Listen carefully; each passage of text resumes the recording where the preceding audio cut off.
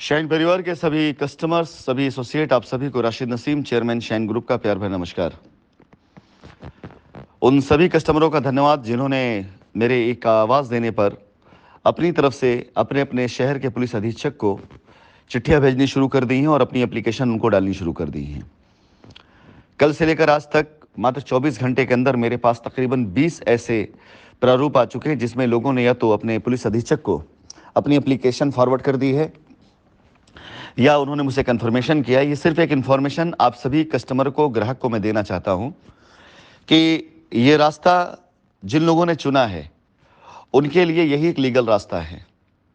बड़ा आसान था मेरे लिए आपकी इस लाइबिलिटी से अपने आप को मुक्त कर लेना, इससे मुकर जाना। बड़ा आसान था मेरे लिए माननीय न्यायालय के द्वारा आदेश आ जाने के बाद अपने उन कस्टमरों की लाइबिलिटी दूर करना जिन्होंने वाकई में कंपनी के अंदर पैसा दिया है और जिनके लाइबिलिटी वाकई में कंपनी बनती है।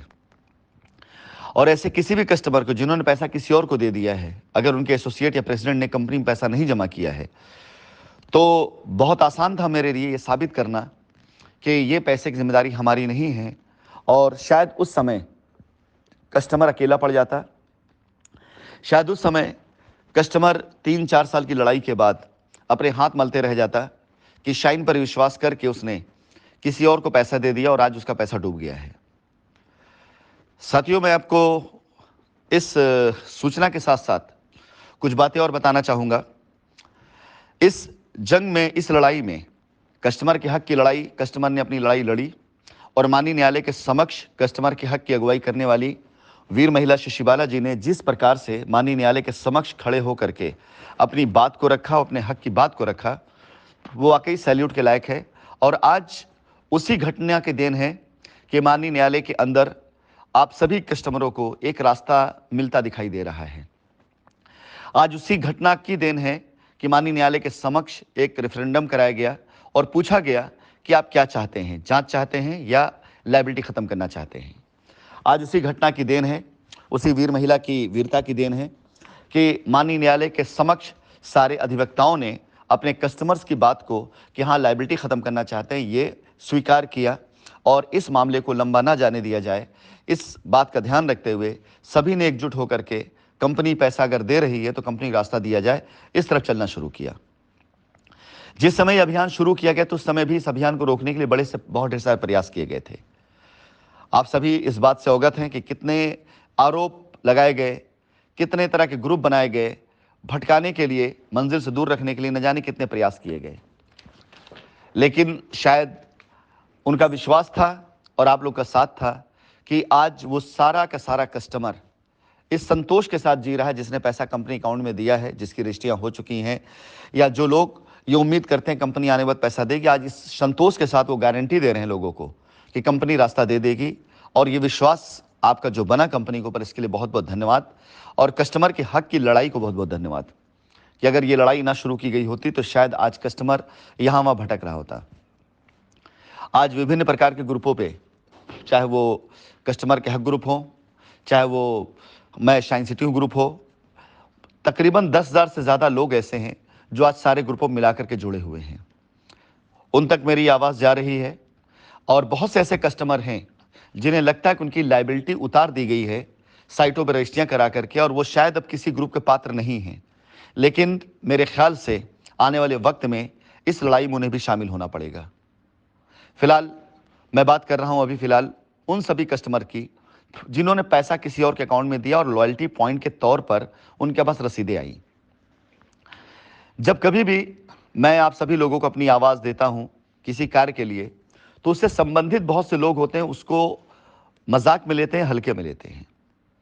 लेकिन हमारे बहुत से एसोसिएट भूल गए हैं कि यही आवाज़ थी जिस आवाज़ के बूते पर पूरे भारतवर्ष में सभी एसोसिएट को एक किया गया था। यही आवाज़ थी जिस आवाज़ के बूते पर पूरे भारतवर्ष में इतना बड़ा काम किया गया था।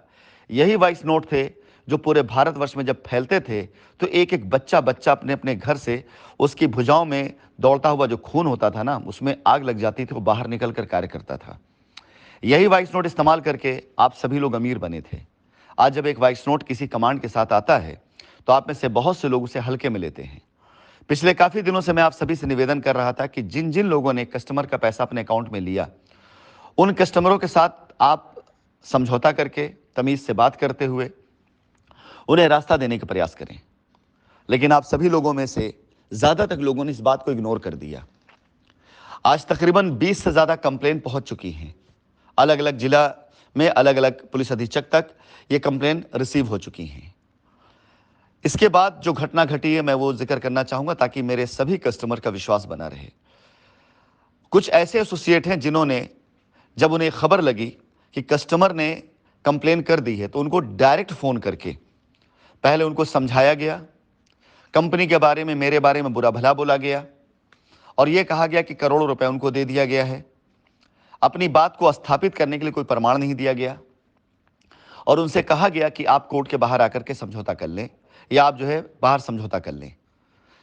कुछ लोगों ने तो धमकाया भी कि जो करना हो जाइए कर लीजिए। मैं आप सभी कस्टमर्स को कुछ कहना चाहूँगा।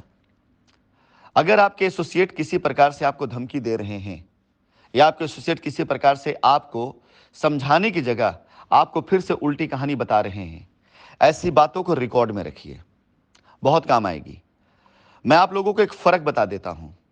अगर आज आप कंप्लेन नहीं करते हैं, उनकी मीठी बातों में आ जाते हैं, हो सकता है वो आपकी लायबिलिटी दूर कर दें। अगर ये हो गया तो अच्छी बात है, कंप्लेन की कोई आवश्यकता ना आपको है ना मुझे हो। लेकिन अगर बाय द वे किसी प्रकार से समय व्यतीत हो जाने के बाद उन्होंने आपकी लायबिलिटी दूर नहीं की जो उनके ऊपर बनती है, उसके बाद अगर आप कानूनी रास्ते पर जाएंगे तो ये मामला सिर्फ और सिर्फ आपसी विवाद का दर्ज होगा। 420 की सेक्शन लगेगी कि उन्होंने पैसा ले लिया आपसे और आपको पैसा नहीं दिया। नॉर्मल ऐसे विवादों से पूरा थाना पटा पड़ा हुआ है, जहां पर ऐसे न जाने सैकड़ों कंप्लेन पहुंची हुई हैं और कितनों का रास्ता मिलता है ये आप अच्छे से जानते हैं। ये ध्यान रखिएगा कि अगर आप कंपनी से बाहर जा करके एक समझौता उनके साथ करते हैं और बाद में वो मुकर जाते हैं, उसके बाद अगर आप कोई लीगल एक्शन लेते हैं तो आप पहले तो अकेले हैं। इसके बाद आपका मामला एक आपसी विवाद के तौर पर आएगा, लेन देन का विवाद के तौर पर आएगा, जिसमें सिर्फ एक धारा लगेगी 420 की, और उसके बाद आपका मामला कोर्ट के द्वारा लंबित रहेगा। और ऐसे न जाने कितने आपसी विवाद आप देख रहे होंगे, आज भी चल रहे हैं, सालों साल बीत जाते हैं, हिसाब किताब नहीं हो पाता, तब कंपनी की तरफ से आपको कोई सहयोग के साथ नहीं मिलेगा। लेकिन अगर आज आप कंप्लेन करते हैं और आपकी कंप्लेन जाकर दर्ज हो जाती है और वो क्लब हो जाती है कोर्ट में, तो ये फिर मामूली विवाद नहीं बल्कि साइन स्कैम के साथ जुड़ेगा। शाइन का जो स्कैम का केस चल उसके साथ जुड़ेगा, जिसके अंदर 420, 120 बी, 409 जितने भी धाराओं में मुकदमे दर्ज हुए हैं वो सारे के सारे धाराएं इसके ऊपर लग जाएंगी। ये मुकदमा नॉर्मल मुकदमे से अलग होगा।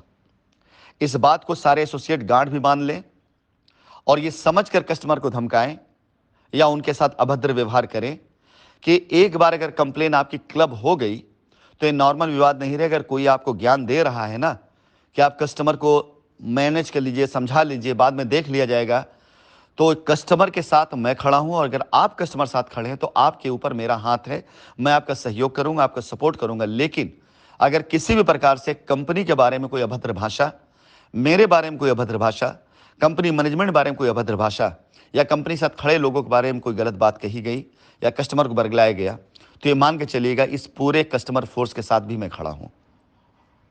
मैं शाइन परिवार के सभी कस्टमर से कहना चाहूंगा, जो लोग कंप्लेन कर रहे हैं, कंप्लेन में जा रहे हैं, आप इस बात का ध्यान रखिए कि अगर आज उन सभी लोगों ने जिन्होंने आपका पैसा लिया है आपके साथ समझौते की बात कर रहे हैं, तो पिछले 3 सालों में जिन्होंने आपकी सुध नहीं ली, पिछले 3 सालों में जिन्होंने आपको पूरी बात नहीं बताई, अगर आज वो बात कर रहे हैं तो सिर्फ इसलिए क्योंकि उन पर प्रेशर जा रहा है।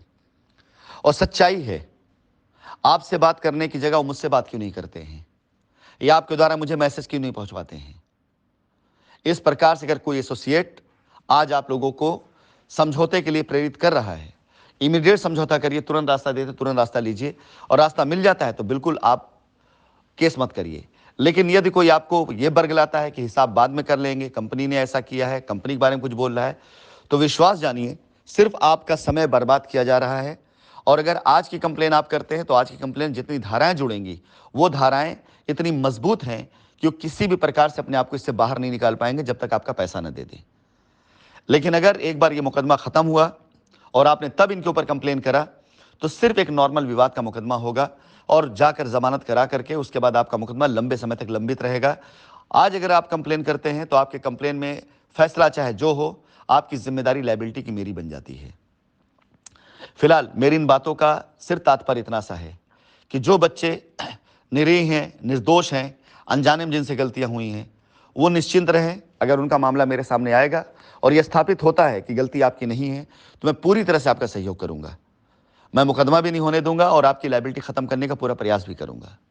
लेकिन यदि कोई ऐसा व्यक्ति है जो जानबूझकर के ऐसी हरकत करके बैठा हुआ है और आज अपनी जिंदगी ऐश से गुजार रहा है, अपने कस्टमर को अब तक उसने ध्यान नहीं दिया और कंपनी को बदनाम करने की कोशिश करी, ऐसे किसी भी व्यक्ति के खिलाफ मैं तब तक लड़ता रहूंगा जब तक ये साबित ना कर दूं कि कंपनी गलत नहीं थी, कंपनी को गलत साबित किया गया है। आप सभी कस्टमर का बहुत बहुत धन्यवाद जिन्होंने इस तरफ कदम बढ़ाया है।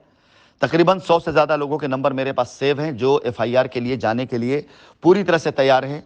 हर किसी के साथ मैं खड़ा हूं और अभी नए लोगों में जो संख्या बढ़ रही है उनका भी स्वागत है।